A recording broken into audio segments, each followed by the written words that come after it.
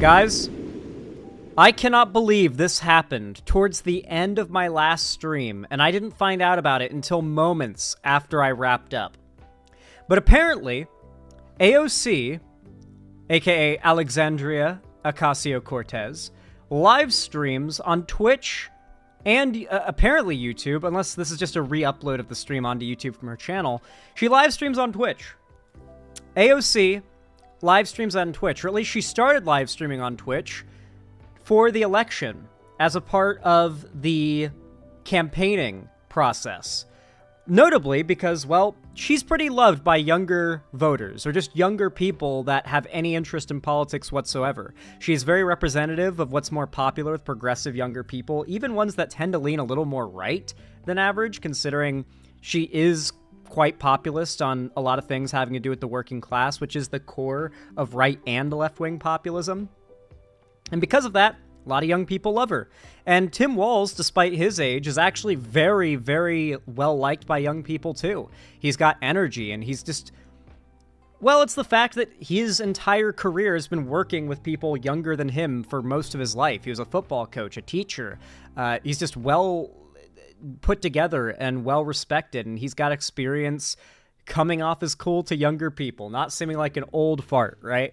And because of that, they got together, and they did something unprecedented. AOC and Governor Walz played Madden, and not just that. They didn't just play Madden. They played Stardew Valley.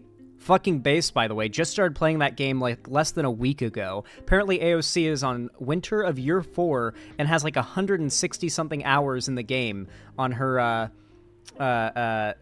like main save that she has. They play Crazy Taxi for the Dreamcast, which is Tim Walz' old game. Because for those who don't know, Tim Walz was a gamer. Tim Walz is like an OG gamer boy. This was a much better decision than playing video games with Hassan. True. This is way better than playing Among Us with Hassan. I have not seen this yet. I've seen screenshots of this and headlines about this. I have yet to watch it. Now, obviously, because it's so long, we can't watch the entirety of it, so we're going to have to skip around a bit. But I want to watch a good chunk of it, because this is some of the best campaigning I have ever seen. It is cheap. It is effective. It is impossible to ignore. This is the type of campaigning, especially as the younger video gaming generations continue to age into the electorate and older non-gaming voters die off. This is going to be the future of political campaigning.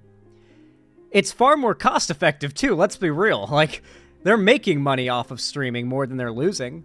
So let's go ahead and take a look at this. I didn't know she streamed. I need to follow her on Twitch. Turn on notifications. I had no clue that I could go and watch an AOC gaming live stream. That's fucking crazy. Though, to be fair, I do think every single elected representative we have should be forced to play at least an hour of Stardew Valley a day. It purges the evil from your body. Stardew Valley is genuinely better than any therapy money can buy. Anyway, let's see what this is all about. See if it lives up to the hype. Oh. There she is. Hey everybody, what's up? How's it going? Sorry, we're like trying something new here. Always something new with these streams. Every time we stream, we're trying new things. Hey, what's up? It's that time of year again. We're back. How's everybody doing? I'm looking at the chat right now. Chat, I need her. That is all. I'm seeing a lot of green yes. I'm seeing a lot of footballs, seeing a lot of happy emotes, and I'm happy to see y'all too. I'm really excited about this. Welcome, welcome, welcome. I'm getting myself situated here. I'm looking at everything what's going on. It's sometimes I'm like, I have to reacclimate myself. Oh, I'm a simp. Oh, hold on. I'm an AOC there's simp, some audio bro. coming through here. I can't hear. Okay. Sorry, y'all. There's a lot going on per usual when we're setting these up. So we're trying to, and I need to take these off because there's people talking in my ear. Hello. Hello, everybody. We're back. This is the most real fucking live stream ever. The having to like lock in and focus. Oh. It's fun watching a politician have to like learn to stream, because streaming is like on its surface super simple.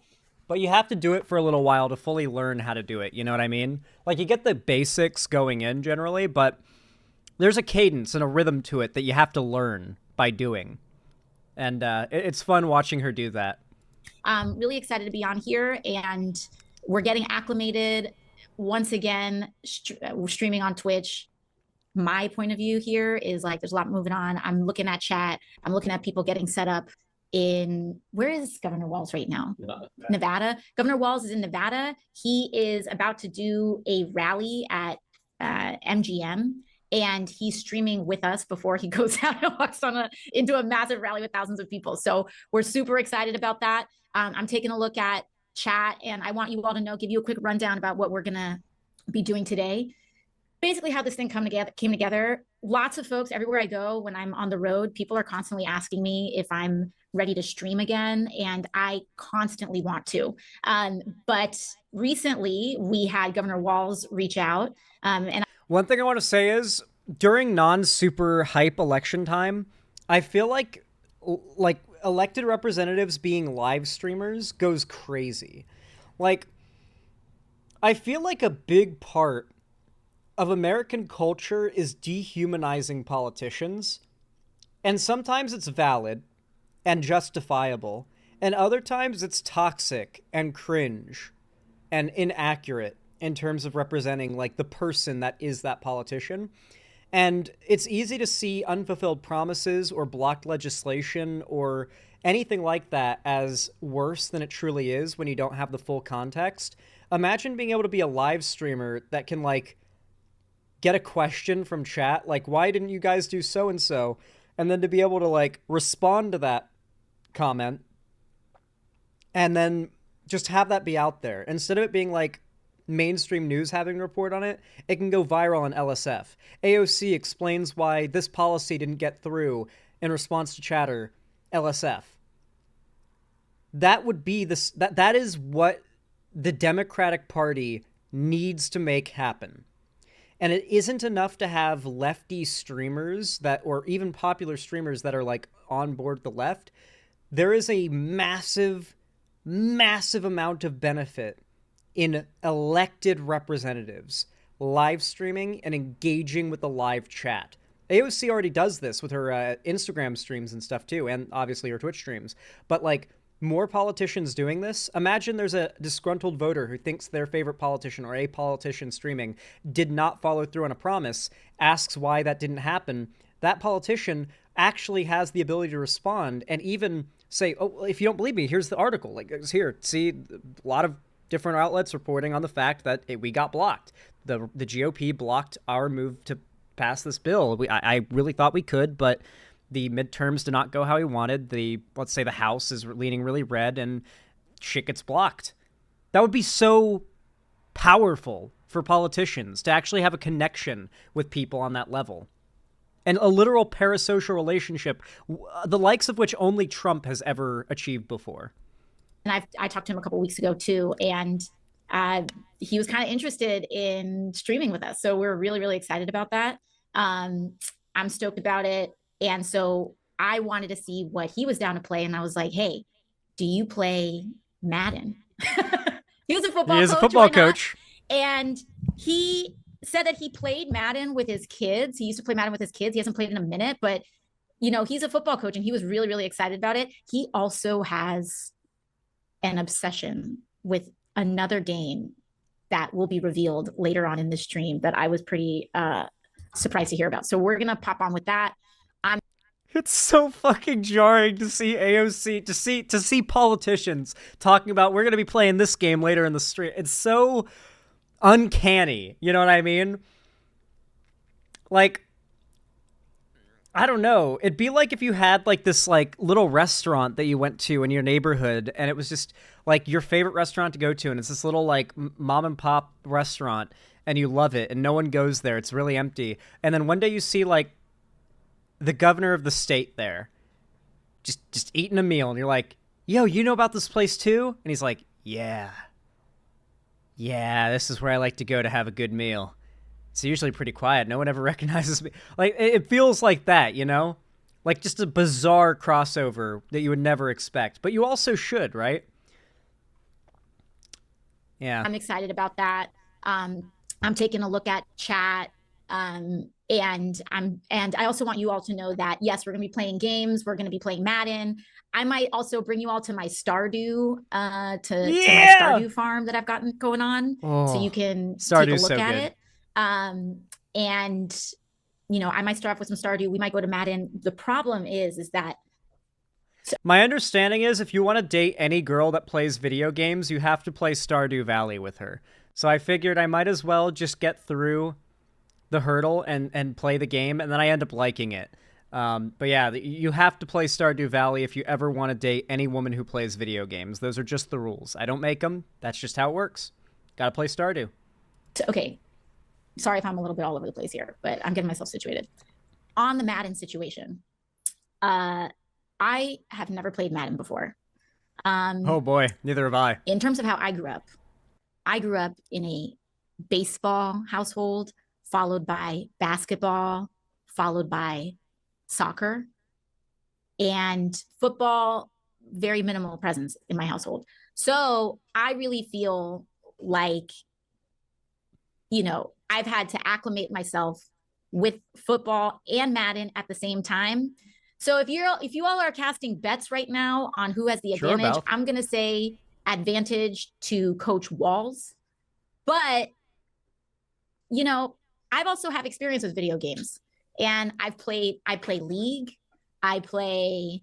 Dude, I need to be a fly on the wall in the room when AOC plays League of Legends.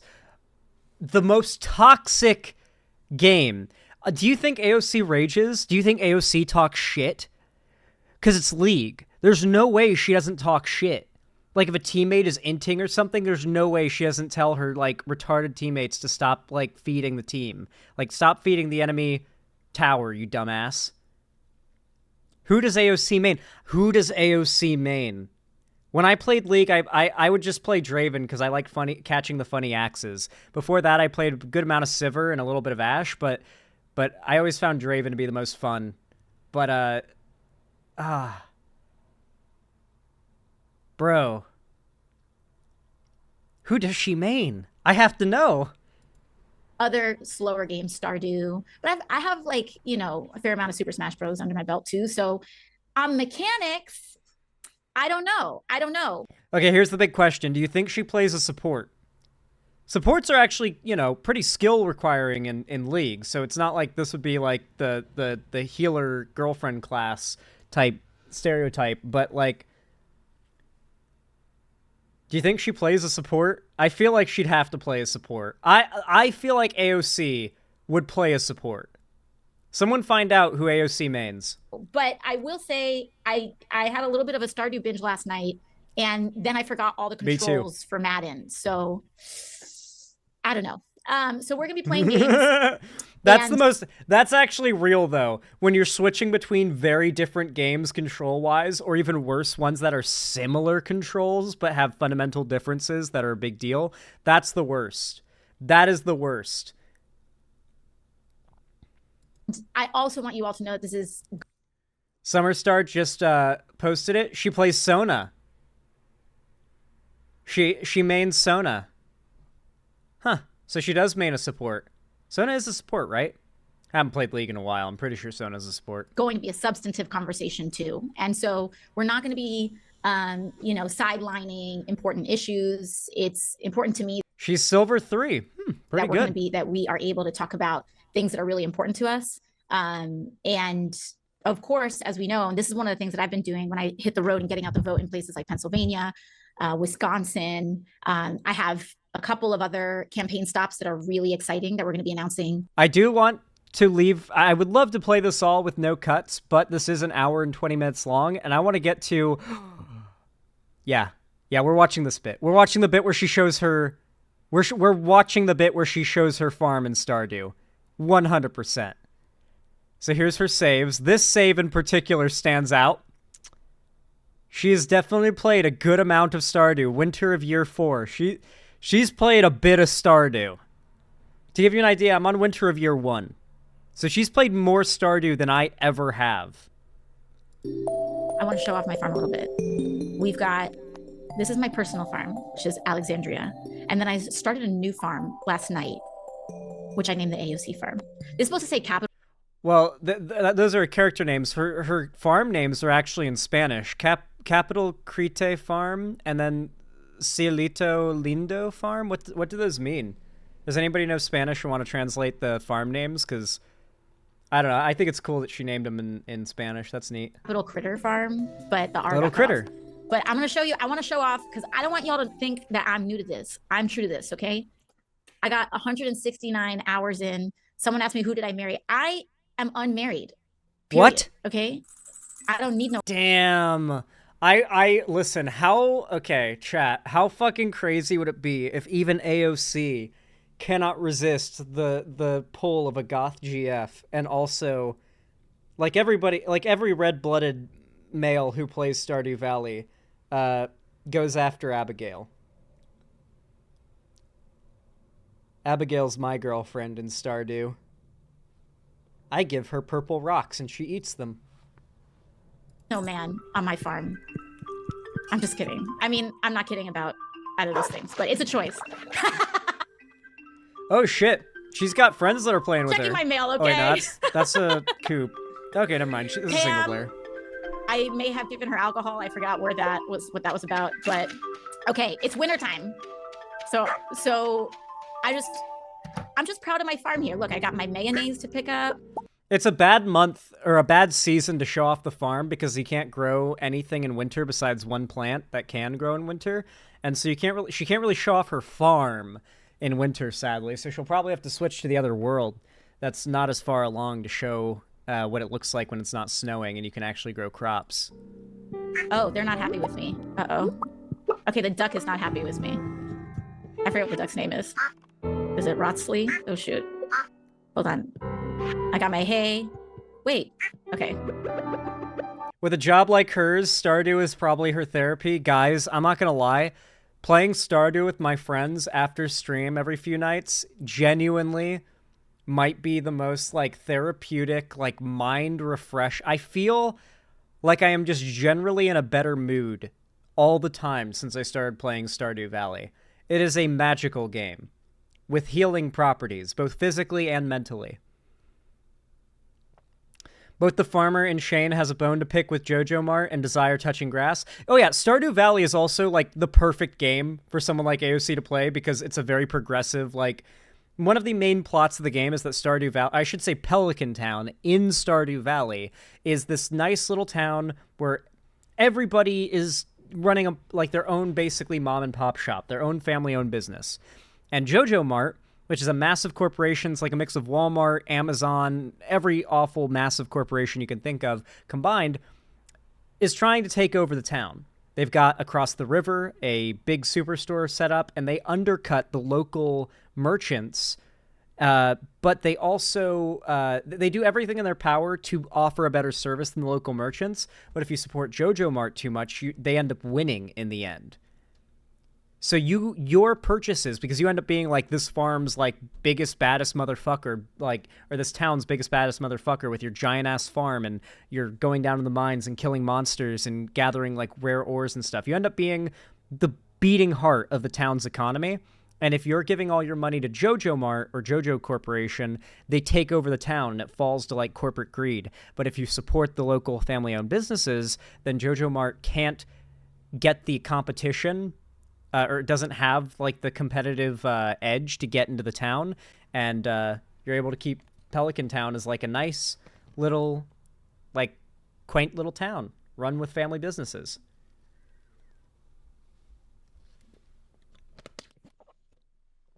So just the moral and like themes of Stardew Valley are very progressive. I'm gonna skip around a little bit. Oh yeah, here she's showing off her greenhouse. She's growing pineapples. Damn, I didn't know those were a thing. I'm excited. She's far along. Maybe make some starfruit wine. Dude, she's watched YouTube videos. Wait, she watched YouTube video guides on how to make the ideal. Now, to be fair, she does need to go a little further. She can add pressure controllers, iridium pressure controllers to those sprinklers. They end up going even further, auto-watering the farm, which is even better. So this isn't optimized entirely, But she's clearly watched a YouTube video to figure out what the most optimal placements are for these sprinklers at that level of sprinkler. So it's not just that AOC is playing through the game. She's going on YouTube and watching guides on how to optimize her farm. Dude, she's a real gamer, bro. She's a real gamer. These are the money makers out here. What I'm making money for, I don't know. So I got to be practicing discipline, because this is what happens in real life, right? Like, people get too lost in the sauce, and then it's like, what are you doing? Like, what are you doing all this for? True. Although in Stardew, it is literally all just about making number go up until your farm is so pretty that there's nothing else to spend money on, and then you just make the number go up. That's at least the basic vibe. Like, there is no failure state, really, in base Stardew Valley. It's basically just start a new run with challenges on different maps. Like, there's a map where it's the same, but monsters come out at night. There's a map where it's, like, all islands between, like, rivers, and you have to, like, build across and access the islands to grow anything on them. So it's, like, really limiting your land to work with. Yeah, it's basically around, like, optimizing your gameplay, not preventing your failure, except dying in the mines. But it's not really a failure state. Like, dying in the mines, you lose a couple things, but you can just pay a little bit of gold to get it back. You don't really lose much at all from dying in this game when you do. And even when you pass out from running out of energy, you can lose like 1,000 gold, which is nothing after like a year. I don't know. Overall, the game is very chill. The early game can be a little higher stakes because things matter a little more, but once you've gotten into it, it's just so therapeutic and relaxing, and it's not boring. I don't know how, but it's not boring. All right. I think I freed up I think I have some casts that are free too, so she streamed Stardew Valley for a little while. Pretty fucking poggers, pretty awesome, pretty epic. She goes around, and then Tim Walz joins. Tim Walz joins, and she gives Tim Walz a tour of her Stardew farm. I know about this because while playing Stardew with my friends, they were like, oh yeah, I was watching AOC and Tim Walz play Stardew, and AOC was showing Walz around her farm. She's on year 4. And I was like, what? She's on year 4? We're just on year 1. We gotta grind. AOC is kicking our ass. Let me just exit Stardew, because let's see. All right. And can I close it? Because the music is super loud. Oh, wait. Was she showing him before? I think she was showing it to him before. Let's see. Medicare for all. Getting money out of politics, which is like so huge for me. So looks like the governor's ready. Okay. And I think exits. Let's see. Hey, hold on a second. 1 second. Sorry. Okay, there we go. Sorry, Governor. The Stardew audio is super loud in my ear. I'm just trying to make sure AOC would definitely support. Thanks so much for joining us. I think I'm guilty. I took you away from Stardew. NCR. Oh, no, don't be. So it's Stardew Valley appears like it's in Minnesota. You got mining, you got agriculture, you got snow. I guess maybe upstate New York. Yeah.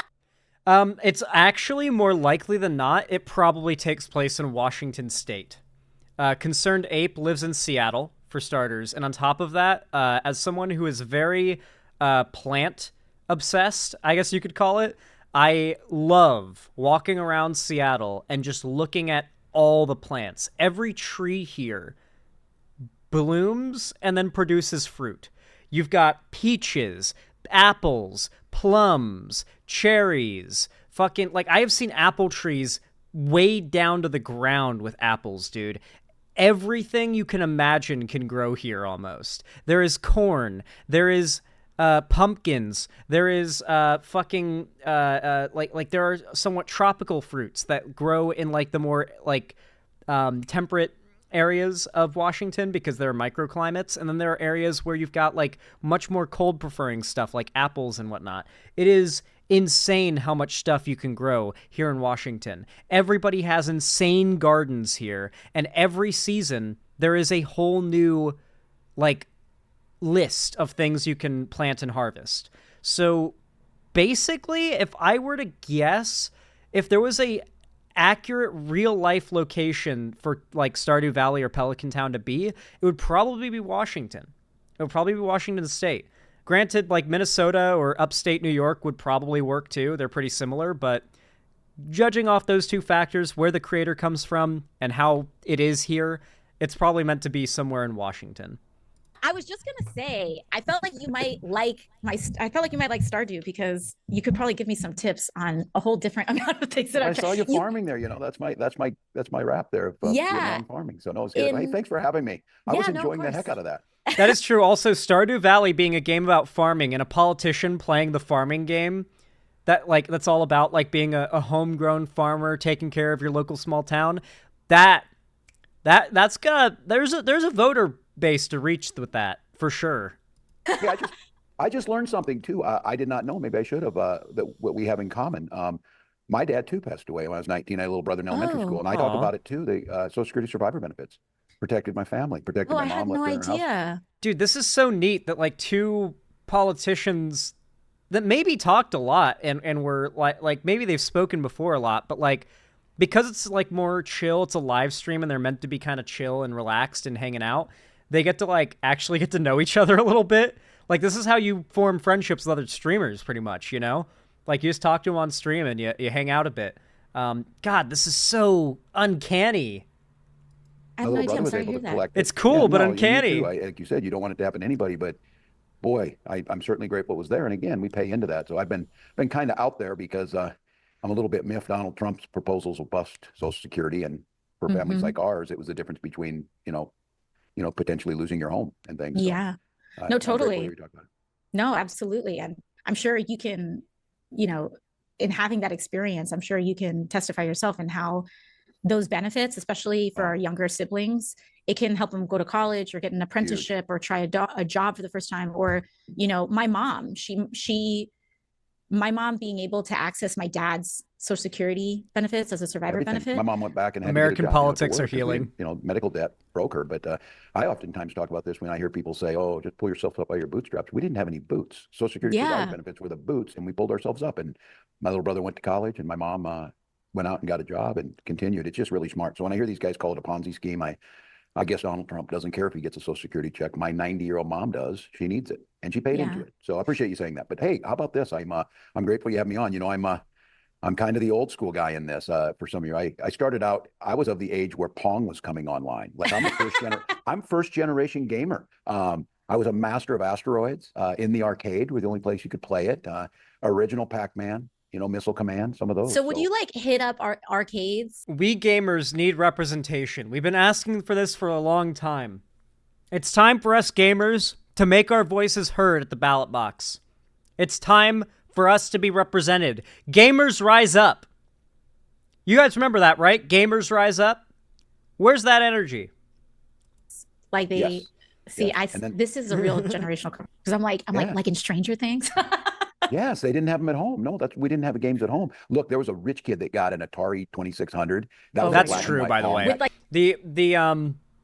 The OG game consoles were so expensive for the time. It's actually insane.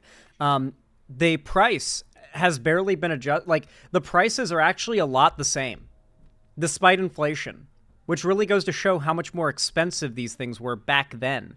Like it was like $350 for a Super Nintendo.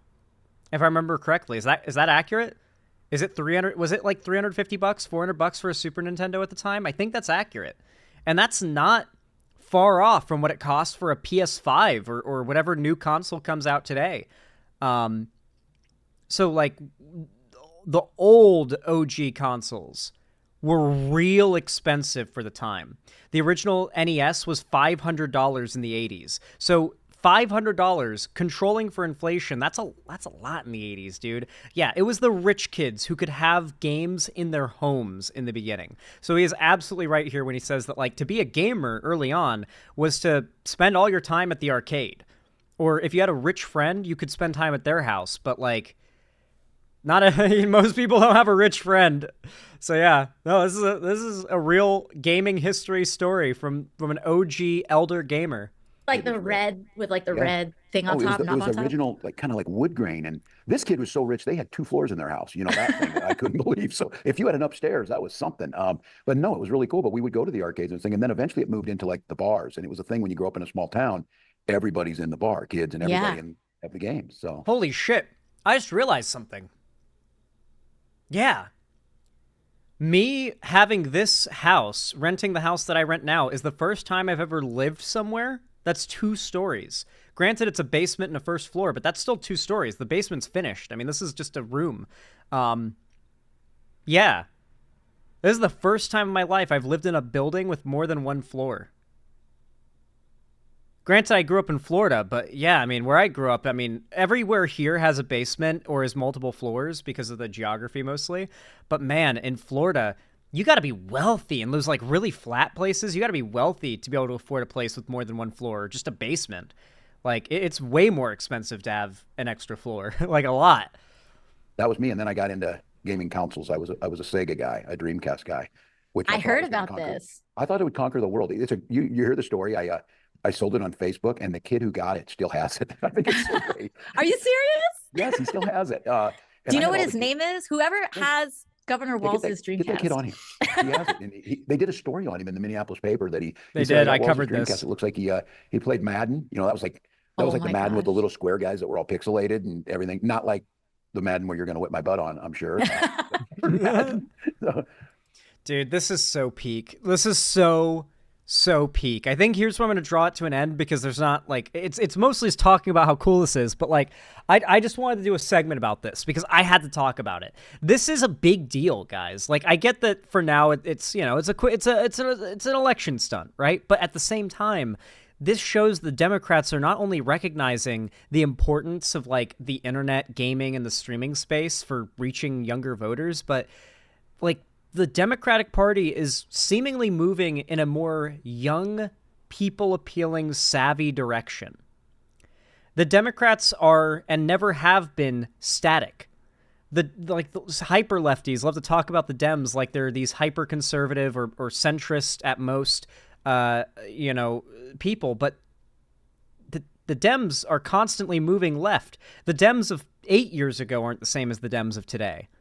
This is a big deal and possibly the start of a massive and positive change for the left-leaning representatives of this country. Because the young, hyper-progressive people are the ones that are needing to be appealed to. And that's how the Overton window moves. This is proof the Overton window is moving. Anyway, if you enjoyed this segment, if you found it enjoyable, entertaining, or perhaps even educational, then please consider leaving a like. Every single thumbs up goes a long, long way to boost my channel in the algorithm, forcing YouTube to show my stuff to more new people. And on top of that, if you want to leave a comment, it boosts the effect of the likes, which really means a lot too. I really do appreciate that a lot.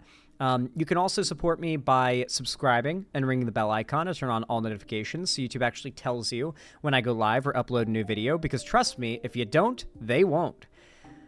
What else? And of course, don't forget to follow my social medias, linked down below in the description if you haven't already, so you can see more of me from other platforms, and perhaps even join my fan Discord, linked down below in the description. It's totally free to join, mind you, and on top of that, at least once a week, I host a game event, a call-in stream, or a watch party, and on top of that, every new upload and stream I announce in my Discord as well, so make sure you're in there with announcements turned on so you don't miss anything.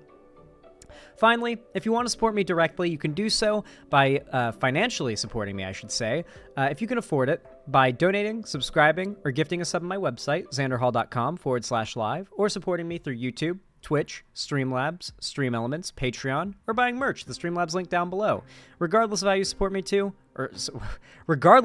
how you support me, though, whether you be a lurker, a liker, or even someone who's helping me keep a roof above my head and the lights on here at the Xander Hall studio. Thank you for watching, and have a good one.